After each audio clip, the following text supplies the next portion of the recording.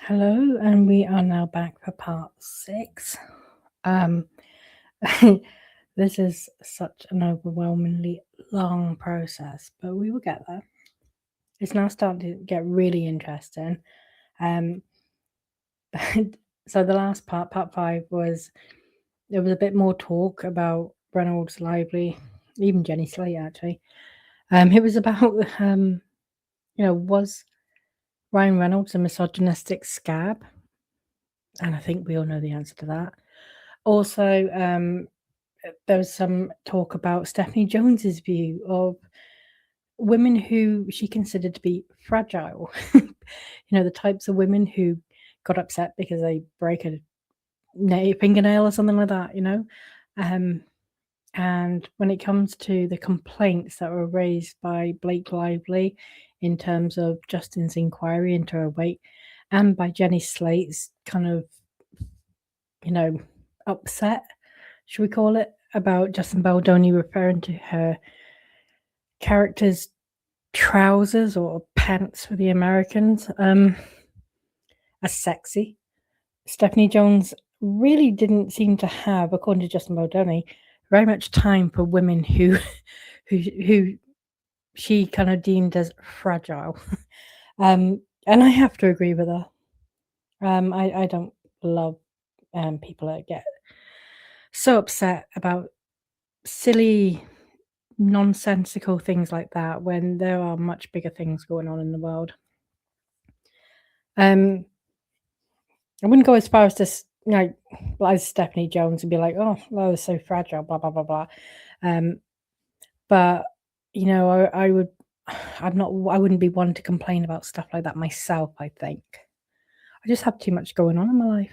I don't know how women seem to have time for stuff like that, which they could just kind of shrug off. But there we go. And I think sort of certainly as well, like when it's starting to make sense now a bit, I guess, why Blake Lively, when we were like hearing, oh, sexual harassment, and she's talking about, I couldn't even get out of bed. I had to turn down so many jobs, blah, blah, blah.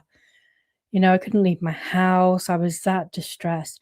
And then you read her complaint, and it's like, well, he called my characters beanie sexy, and he saged the set, and he tried to pray or talk about my dead father, and it's like, okay, but what's the problem here?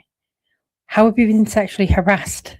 And you try getting to that, and there's just nothing there that meets most people's expectations of sexual harassment. Certainly not enough to warrant like her being her allegations that she couldn't leave her bed or her house and had to give up jobs. It's it's nonsense. It is such nonsense. We have not got into anything like I have experienced, and I have had to kind of deal with on behalf of other people, far more serious, like groping, literally being demoted, being, humiliated. I can't see any of this in here in the complaint at all. So I don't understand. But like I think there was a bit of a light bulb moment, and Stephanie Jones, as much as I hate to say it, and I appreciate that it was kind of Justin Baldoni was relaying a conversation he had with Stephanie Jones. But Stephanie Jones kind of like, I think I said scoffing at the at Lively and Slate and sort of making references to Justin Baldoni about how fragile they were. It kind of makes sense why these people are making so much out of what is, for the vast majority of people, nothing. And I think that's what frustrates me so much about this case. Is she is seeking the ends of the earth and spending millions on this. And really, when you boil it all down, right, it seems like a lot of miscommunications. And if you take away the part where she's obviously clearly trying to take the film and take over the film, but a lot of the interactions that she's complaining about seem to be nothing more than misunderstandings or, like the hugging thing. She may not be a hugger. Fine. Just say that to the guy. when she did, he stopped hugging. Like, that's it, problem solved. It does not need a lawsuit, especially not one on this scale. Anyway, let's continue with this. Okay, yeah, so the question pending was, do you remember sharing with her anything else regarding your experiences on set in that call? So, Justin's been asked, do you remember sharing anything with Stephanie Jones regarding your experiences in that call? And Justin says, I remember sharing how proud I was of the movie, but that it was just really hard.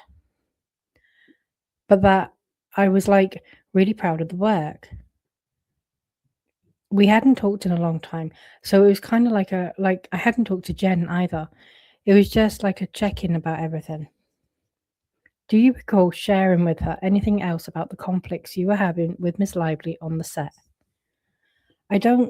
Right now, I don't recall. Do you recall how that came about? No. Do you recall whether you had asked for it? I don't. Okay. Do you recall her providing any guidance to you about being more sensitive to the optics with a woman like Miss Lively who had just given birth, with respect to the weight question or anything like that? Shapiro objects. Justin, no, the opposite. She jumped right into putting Miss Lively down and talking about her reputation. Did you record that call? No. Do you know if Jamie recorded that call? I don't. Do you know if Jen Abel recorded that call? I don't. Do you think she had any reason to disbelieve what you were telling her on that call? I can't speak to what she might believe or not believe. Do you recall whether or not she had recently had major surgery within the week or two before that call? I remember her having surgery, and I don't remember what the surgery was, but anytime someone in my life has surgery, I would always reach out. And I'm very into like health, and I have a health coach or had, and biohacking and things. So I think I probably reached out and offered if there was any way I could be of service to her. Do you recall any urgency around getting on the phone with her from your side to discuss these issues with her? Like I said, I don't really remember the context or when the call was or anything like that. Okay. Other than this one call that we've been talking about, do you recall having any other calls with Stephanie Jones during filming? Whether or not there were any other people on it? I don't.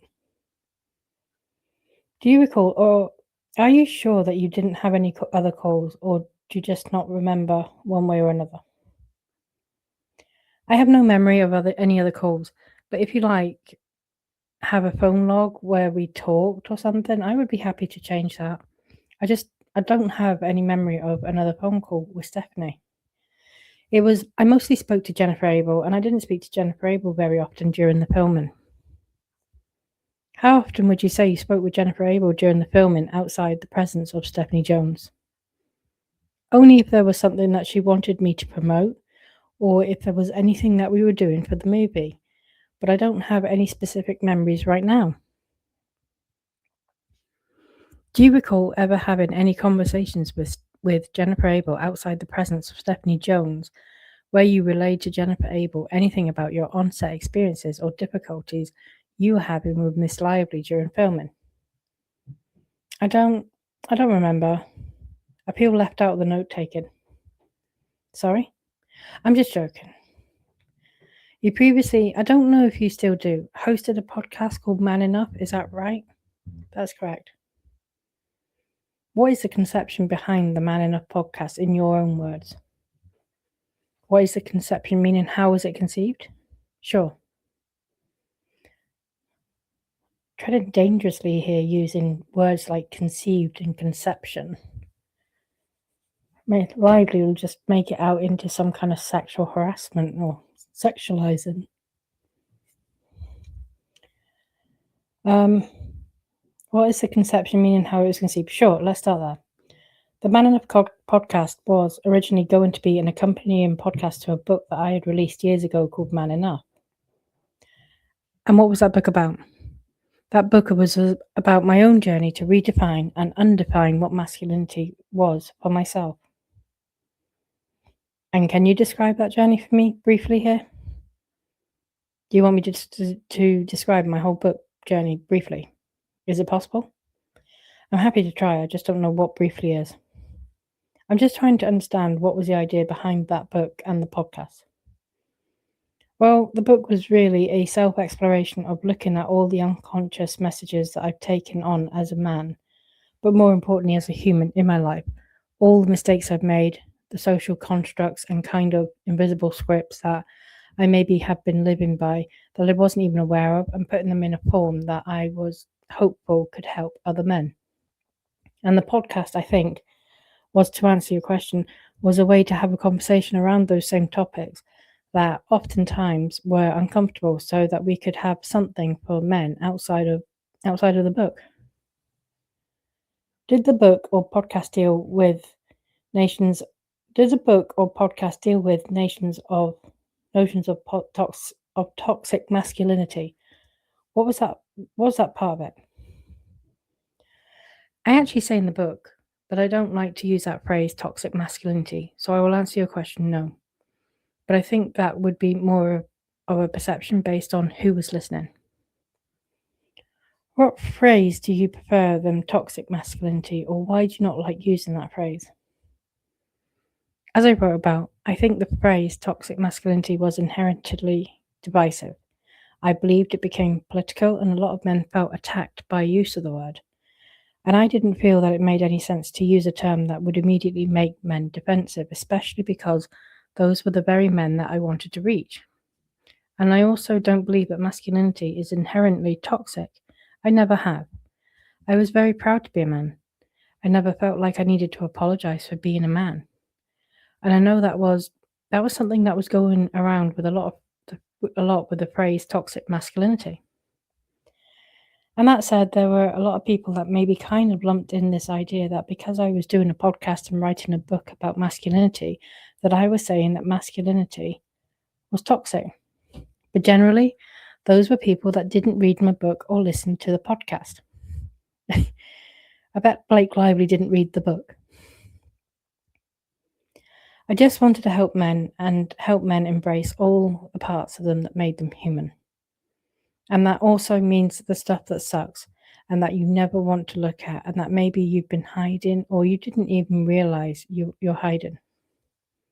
And it was just about confronting those parts of ourselves and just holding ourselves accountable to try to be better men. What are some... I'm sorry, that wasn't very brief. It's all right. And if you forgive me if I'm using the wrong terminology around this stuff, but feel free to use whatever you think are the appropriate words. But you said a lot. Yeah. You said, when you said the stuff that sucks that you never want to look at, or maybe you've been hiding, or you don't even realize you've been hiding, can you give me some examples of what kinds of stuff you're talking about? Sure. I mean, a lot of men deal with shame. A lot of men, suicide among men is increasing yearly, and many more men take their own lives than women. And there is a belief in, I don't say this as an expert, this is just from my own research and experience, there is a belief in this specific world that this happens because men don't have a support system. Because men have been taught not to share their pain and their trauma, because it's oftentimes used against them and weaponized against them by both men and women. So an example could be a man that was abused as a child who never spoke to anyone about it. In this case, I will give you an example of a man that was maybe abused by an older man, but this man identifies as being heterosexual.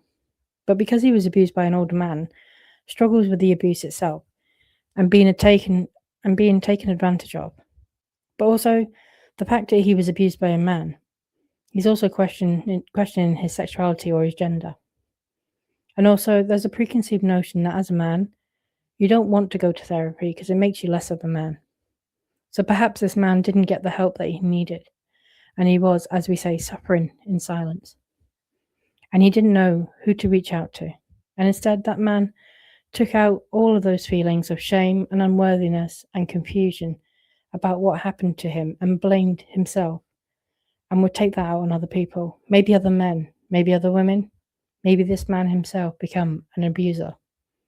And the whole idea is that this is something that, as a man, you would find embarrassing and shameful because it's not something that is socially accepted or acceptable to talk about. So the hope was to normalize getting the help you need, to normalize vulnerability. Let men know that they're not alone and that there is all kinds of examples of these things. I'm happy to name another one if you want me to. And again, this is just a hypothetical man, and many of these men end up eventually taking their own lives, and that breaks my heart, and hurting women in the process, which also breaks my heart. Did any of your work on the podcast or in this book around this idea of man enough have to do with gender norms or gender relations as between men and women?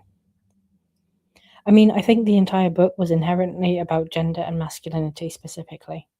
But as I said in the book, I'm not an expert, and the book was much more my personal journey in trying to use as many anecdotes and stories that I could find in my life to point men to a direction of maybe them being able to look at themselves.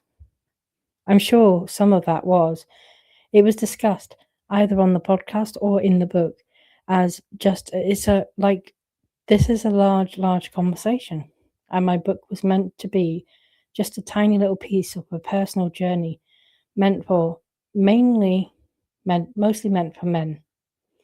But as we know, many women read it and then gave it to their men. Have you seen reporting around you that identifies you as an ally of women or a feminist ally? I would say so, yeah. Do you believe yourself to be an ally of women or a feminist ally? I certainly have attempted to be. You're aware of the Me Too movement, I'm assuming? I am. Are you aware of an idea that came out of the Me Too movement that one should believe women? Both believe women when they speak out against misconduct against them? Yes, I'm aware. Do you agree with that idea? I think that's a very nuanced question that I can't give you a yes or no answer to. Are you aware of something called the He Too movement? No, but I could imagine what it is. It's essentially a response to the Me Too movement about men who believe they've been falsely accused by women of misconduct. Shapiro, is that a question? Justin, then no, I don't know what that is. I bet he's joined it now. Okay. What did you think it was? Shapiro objects. I actually thought it was like him too, like he is also being sexually harassed or sexually assaulted. Because oftentimes people think men can't be sexually harassed or assaulted and that it's only women. But I think that if we're talking about equality, it's important to create room for men to be able to share their experience of sexual harassment or assault. Because I believe 1 in 5 men have been sexually assaulted, which is a pretty big number. But again, not as an expert, just something that I've read. So that's what I thought you were meaning about him too. Are you aware of, or have you been following a lot of the commentary about you on social media since this lawsuit began in general? I've had very long breaks where I didn't, and then there have been times I feel like I need to know what's happening and I go and look. Unfortunately, people don't necessarily respect boundaries, and people send me lots of things, so I have to constantly ask people not to send me things. But there have been many more months where I have not been following. And then there's been months where I have. Have you seen that online at least you become in certain circles kind of a hero or a figurehead of the MAGA movement? No, I don't mean to laugh, but you've not seen anything like that? No, I didn't. I didn't know where you were going with it, but I didn't think you were going with that. All right, I'm not going to ask you about your political affiliation. I don't have a red hat. And then Jonathan back pipes up. You've asked about everything else.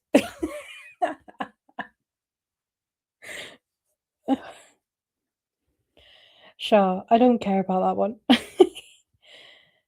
Justin, is that true? That's all right. You just surprised me there.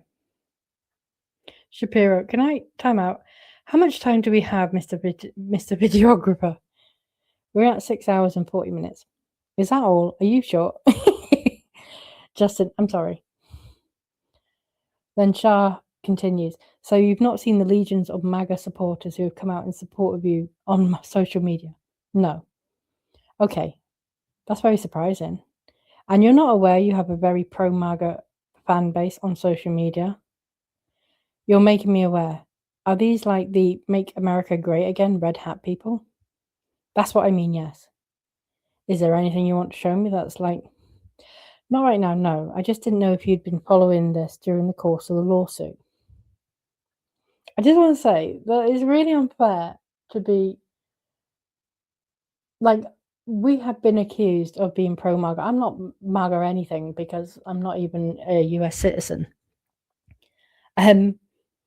But I think we have been, us, the people like us content creators who are covering and are pro Baldoni or pro common sense, I like to say, we have been kind of stereotyped as pro MAGA. The vast majority of us are actually not. I'm not going to go through and start talking about specific people's political affiliations. I don't think that's needed. Some people have been quite open about their political affiliations, but that's their story to tell. However, there is no kind of everyone that supports Baldoni are pro MAGA or conservative, to kind of translate it for UK. We're not. It's not as simple as that. And I really hate this whole thing of, because someone has used critical thinking, looked at the huge lack of evidence, the several inconsistencies in Lively's story, and has decided not to believe her, then that automatically means that they've got to be voting one way or another. Like, why can't people just have their own opinions on everything without it becoming, oh well, you're this voter and you're that voter? Like, I don't and never will understand why so many people do that in America in particular. Like, well, oh, you've got this opinion, oh, you're a Democrat, oh, you're a Republican. It doesn't matter. We don't have that in the UK. Like, if we have an opinion, it's not straight to, oh my god, you're a Labour supporter, or you're a Lib Dem supporter, or you're a Conservative supporter. We just don't talk like that. People have opinions because they have opinions, and that's just it's just how I kind of feel. But I don't know how anyone could suggest that Justin Baldoni is kind of pro MAGA, because I get that. I mean, he's very he has very kind of woke beliefs which are kind of do not go hand in hand with like Republican views. So I don't know. I don't know. Okay. Right. Okay. So another tangent there. Right. Okay. So I'm going to go back to the question. Not right now. No. So I didn't know if you'd been following this during the course of the lawsuit, Justin. Maybe I should. That's up. Are you aware on social media that you also become, to some, like a poster boy for the He Too movement? Meaning that, as I said, I wasn't aware of what He Too meant, and by He Too I meant a movement around the idea of men being falsely accused of sexual misconduct by women. So I was aware that I was a poster boy for the He Too movement. I was not. Okay. As I said, I didn't know what... I thought He Too meant something else. Other than the term He Too, are you aware that during the course of the lawsuit, you've become kind of a hero or poster boy for this idea of men being falsely accused by women? No, hero is a very strong word. Looks like you're on your last page. You don't have to use all 7 hours, you know. That was Shapiro, by the way. Okay, Justin, we're here. So, Shah, do you know what the manosphere is? If I use that word. I do know what the manosphere is. That is one I do know. What do you understand by that term? The manosphere, to my understanding, is it was like an alt-right movement that took place on or in parts of the web, which I don't know.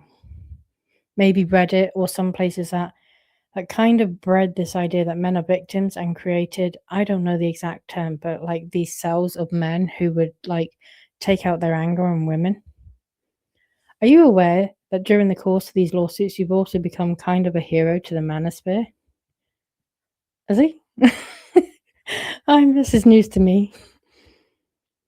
I'm learning all of these kind of new things today, so thank you. Yeah, same here. I can see that. No, I don't know where the manosphere is, nor do I know where to find that information. But I hope that people in the manosphere, if they do think of me as a hero, then they would go read my book. Because I think that could then maybe I always wanted to get the book into the manosphere. This is a weird way to do it, and I don't mean that as like as a joke. Like that was always a thing that we had talked about is how do we reach the men in the manosphere? So maybe God is laughing right now. So knowing this transcript was one day going to become public, that's a great plug for his book. Is the manosphere a movement that you want to be associated with? Shapiro objects. I think I just answered your question. No, I'm not meaning to laugh at you. It's just, no, absolutely not. Like I said, I absolutely would want them to read my books and give my books for their boys to their young boys.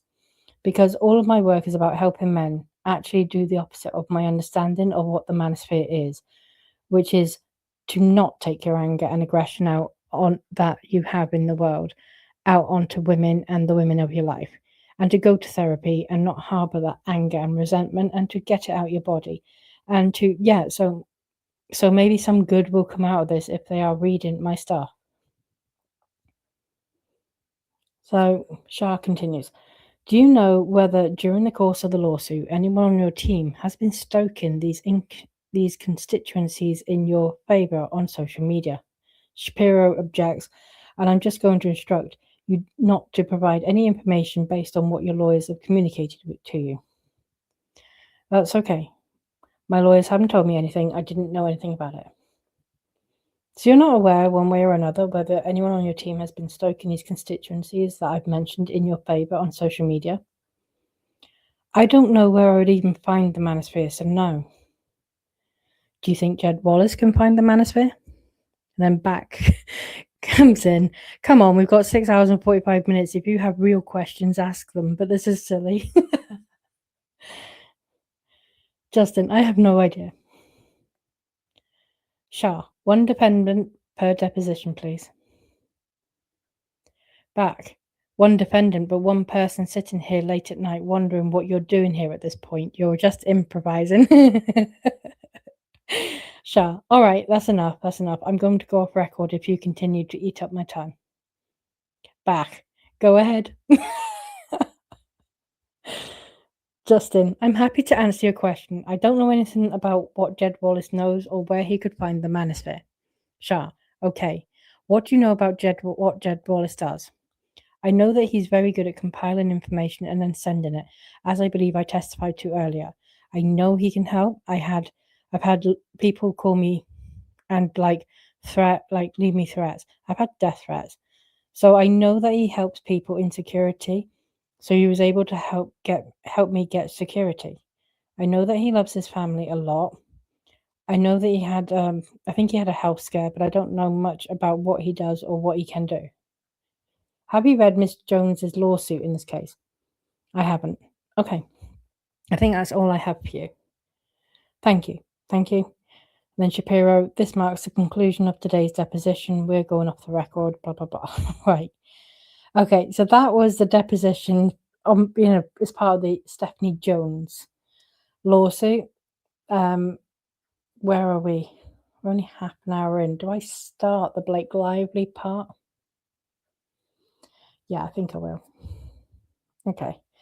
So now we're into the Blake Lively part, which is what the second day was. I'm just going to find it. All right. I forgot actually. There's nearly 100 pages per part of deposition that disappeared because It's all the indexes, and like on this page, you're going to find, reference where we said Jen Aber, where we said, smear campaign, and so on and so forth. So loads gone. So it's not going to be as big a deal as I thought. In fact, this is part 6. This is 6 hours, and I've just managed to cram in the first of a 7-hour deposition. Now we've got the other 7 hours of deposition, which is the Blake Lively stuff. Just going through here. So that got spicy amongst the council occasionally, which was always fun to watch. Some very interesting things. Just to summarize the Stephanie Jones one, about Stephanie Jones's thoughts and feelings. It's interesting to see the dynamics of the relationship between Stephanie Jones and Justin Baldoni before, like, these lawsuits come about and the betrayal to Blake Lively. It seemed like they had quite a warm relationship in many ways, which is, again, it's quite sad that things have gone this way. We learned that I think Justin Baldoni gets very sensory stimulated and overloaded, and he does, I think I refer to it as, buried his head in the sand, which the only bit of criticism I will give here is you are still responsible. If you are like the CEO of a company, right, or you're the director of a film, you're in a leadership role. I found there was a lot of him saying, "Oh no, I don't deal with that. I don't know about it." Like people were giving him advice, warning him, like Stephanie Jones, like Jen Aber, and he was like, "Yeah, no, I just didn't listen. I just passed it on to someone else." You can pass it on to someone else all you like. You are still responsible. The buck kind of stops with you. So I get it. I do get it that he was very overwhelmed, but being overwhelmed does not mean that, you don't deal with stuff that's going on in life. But I think I struggled with that a little bit. Like, it's like, well, if you'd not buried your head as much, then maybe you could have seen what was going on or listened to what you've been told and made decisions where you could have avoided some of this. Again, I'm not talking about the Blake Lively of the situation. I'm talking about, like, maybe he wouldn't have hired Melissa Nathan. Maybe he would have done things differently into those kind of decisions. I don't think anything would have, prevented what happened with Blake Lively. Again, I'm not blaming him though by any stretch, but if you've got things going on, big things kind of blowing up in your life, you may not want to hear it. You may not want to know and think, well, if I just pretend this isn't happening, put my fingers in my ears and go la la la la la, then it's going to go away. You see, and when I had 20 years ago, I had cancer.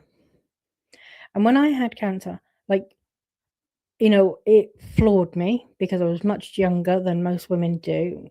It was cervical cancer. I'm quite happy to sort of say that. I was much younger than most women do. I was even under the age for the standard screening for like a, I don't know what the Americans call them, but in the UK they're smear tests. And it was my first ever one. So the fact that it came back positive absolutely winded me. And I went through all the treatment and everything. I was fine. Like, it was really early. So, I got through all that. I had the surgery, so on and so forth. But then that put me on instead of having a test done every 3 years, I was actually then put on a 10-year program of yearly tests. And there were so many times where I didn't want to go for the test because I didn't want to know the result. And it was because I was scared. I was absolutely scared. And it did come back 3 years later, actually, it come back. But again, surgery, another round of radiotherapy, all good. And it hasn't come back since. But every year having, I'm not on the yearly program anymore, but every year, and even now every 3 years, I hold my breath worrying about the result. But if I ignored it, didn't go for my testing, I hadn't gone for the testing, I would not have picked it up the second time. And I think that's how I think of things. Like, there are things I don't wanna hear. There are things that I think, "No, I can't deal with it. I just can't deal with the knowledge. It's overwhelming." And as someone who gets incredibly overwhelmed myself, I'm like, there are things in the moment I don't wanna know. Just don't tell me. And I understand where Justin Baldoni is coming from. I so really do, actually. But also, you have to know. There are things you can't avoid knowing, and I think that, had he listened to what people were saying and weighed up that information, made informed decisions, he may have, certainly with the relationship that happened then with Melissa Nathan and Jed Wallace, he may have been out of that, because it has brought a load of problems. And I really do feel for him there. But yeah, it's been interesting to hear some of this stuff. And quite surprising, actually. Quite surprising. It's nice to see there was a bit of clap back as well from him. There were some questions he answered incredibly well. So I'm really happy that went well for him. I think what I'm going to do actually is I am going to just clip it here. We've had some letters drop down on the docket which I want to get to, so I will clip it here and then I'll start afresh with the lively hap of the deposition.